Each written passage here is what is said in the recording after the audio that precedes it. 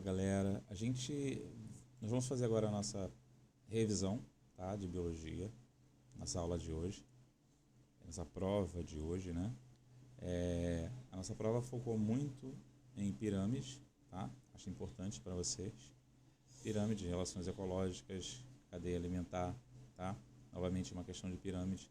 Então acho importantíssimo vocês saberem a partir de pirâmides ecológicas e cadeia alimentar, porque normalmente é isso que é cobrado no Enem, tá bom?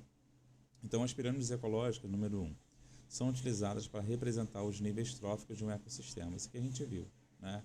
Nós vimos nas nossas aulas, principalmente nas aulas práticas, nós vimos sobre isso daqui. Entretanto, nem todos os níveis aparecem nessa representação gráfica. Entre as alternativas a seguir, marque aquela que indica corretamente o nível trófico que não aparece em uma pirâmide ecológica. Então, quando você vai desenhar uma pirâmide ecológica, você coloca ali a base da pirâmide, que são os produtores. Então, a letra A não pode ser, né? Os produtores servem de alimento para os consumidores primários. Então, a letra B também não pode ser. E assim, sucessivamente, secundários e os terciários. Então, todos eles aparecem numa pirâmide ecológica. Os únicos que não aparecem numa pirâmide ecológica é a letra E, tá? Os decompositores. Então, os decompositores são aqueles que não aparecem na pirâmide ecológica representados, mas eles aparecem na cadeia alimentar, tá? Na cadeia alimentar eles aparecem, ok? Número 2, a questão mais fácil de todas. Analise a pirâmide a seguir e marque a alternativa que indica corretamente o nome da pirâmide representada. Então, que pirâmide é essa? Está representando o quê? Eu tenho aqui 2 árvores, 400 insetos e 8 pássaros. É uma pirâmide invertida, né? Pirâmide invertida de número. O que tem aqui representado aqui? Não são números? Então, se eu tenho a quantidade de organismos aqui, então a minha pirâmide aqui é, obviamente, de número. Muito fácil, né? Essa aqui foi para vocês acertarem pelo menos uma questão. As cadeias alimentares mostram relações de alimentação observadas em um ecossistema. Nós vimos isso, tá? É isso que elas representam. Representam as relações de alimentação dentro de um ecossistema. Sobre as cadeias alimentares, marca a alternativa correta. Então, eu quero a alternativa correta aqui. Letra A. Nas cadeias alimentares, um mesmo organismo pode ocupar diferentes níveis tróficos? Sei, mas eu gostei dessa daqui. Vou colocar um coraçãozinho. As cadeias alimentares sempre se iniciam com os decompositores? Não. As cadeias alimentares sempre se iniciam pelos produtores. Então, eu tenho um produtor, eu tenho um consumidor primário, depois o consumidor secundário e assim vai. Então, letra B não pode ser. Os consumidores secundários são sempre herbívoros? Então, quem são sempre herbívoros? Aqueles que se alimentam diretamente dos produtores, né? A partir do secundário, nós temos aí os carnívoros. Então, o consumidor primário que é sempre herbívoro e não o secundário. Então, também letra C não pode ser a correta. Letra D. Nas cadeias alimentares, observa-se o fluxo unidirecional dos nutrientes e da energia. Ok, se fosse somente da energia, ok, estaria correto. Mas, quando ele coloca que o fluxo dos nutrientes também é unidirecional, aí a opção fica errada, tá? Na cadeia alimentar, os organismos heterotróficos são chamados de produtores. Os produtores não são heterotróficos, né? Os produtores são autotróficos. Ou seja, aqueles organismos que produzem o seu alimento trófico, tá? Então, os produtores são autotróficos e não heterotróficos. Então, letra A de amor é o correto, tá bom? Vamos lá para questão número 4, que a gente trabalhou em sala de aula. Levei para vocês essa relação mutualística aqui. Vamos lá. Sabemos que o mutualismo ocorre quando seres de espécies diferentes mantêm relações em que ambos são beneficiados. Essa aqui é a definição de mutualismo.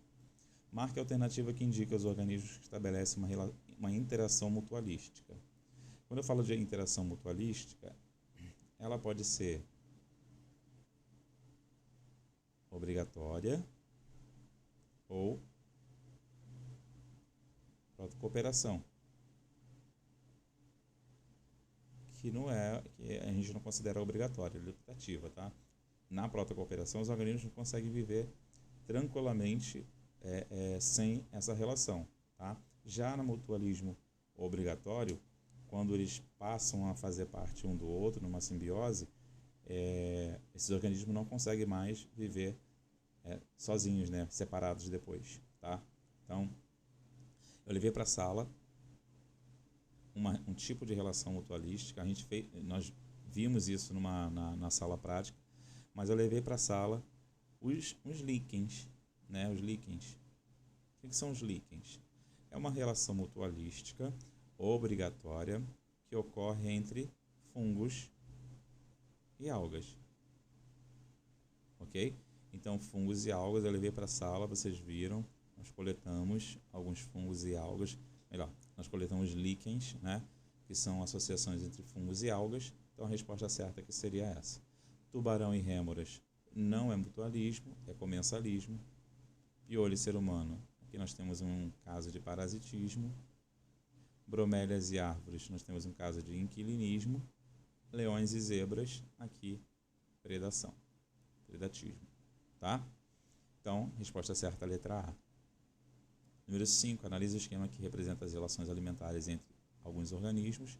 E nós temos aqui um produtor, a alga. Então, os consumidores primários, aqui o secundário e aqui o terciário. Ele quer a opção correta. As aves são consumidoras secundárias? Vamos fazer aqui, ó. Primário, secundário, terciário. Primário e secundário. As aves são consumidoras secundárias? Não, elas são terciárias. Então, letra A, errada. Letra B, exterminando-se as algas, então exterminando aqui os produtores, todas as populações também acabarão. Gostei disso. Vou colocar um coraçãozinho e depois a gente volta nela. A rã e o caramujo, pertencem ao mesmo nível trófico? Não, né? Não. Quando ele fala de nível trófico, ele está considerando o primeiro sendo a alga, né? Segundo o caramujo, e aqui, ó, primeira alga, segunda larva e terceira rã. Então, isso é nível trófico, tá? Então, nesse caso, não. A rã e o caramujo são diferentes, não pertencem ao mesmo nível trófico. A destruição dos caramujos aumentará a população de peixe. Se eu destruir os caramujos, vai aumentar a população de peixe? É quase que uma coisa fora do comum, né? Se eu tiro aquilo que alimenta os peixes, eles vão passar a aumentar a sua população? Não, né? Ele vai perder o alimento e vai morrer. Então, a destruição... Aqui como certo, tá errado. Aqui tá errado, tá? Os peixes são consumidores primários? Não, eles estão lá embaixo, ó.